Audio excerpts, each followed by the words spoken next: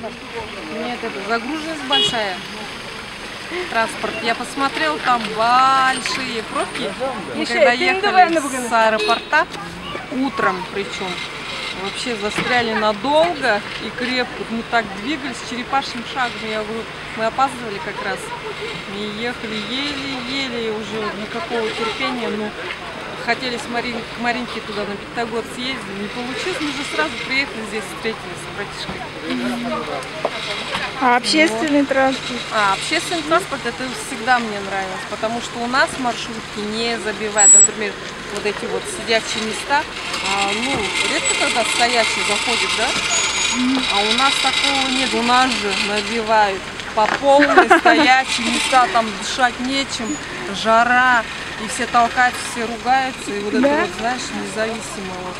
Это только сейчас, в этом году, ввели указ, что за стоячие места берут штраф, там, ну, 200 сомов, это, знаешь, на рубли где-то, ну, 150, 100, где-то вот так будет с чем-то. А проезд сколько стоит? Проезд?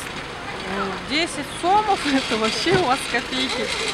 10 сомов наши, ну, как 10 рублей, но это будет рублей, ну, 4, 5. А средняя зарплата сколько? Средняя зарплата, как говорят по статистике, она где-то 10 тысяч, но это неправда. Меньше, да, учреждения, кто работает в госучреждениях, они там... 10 тысяч рублей, в смысле?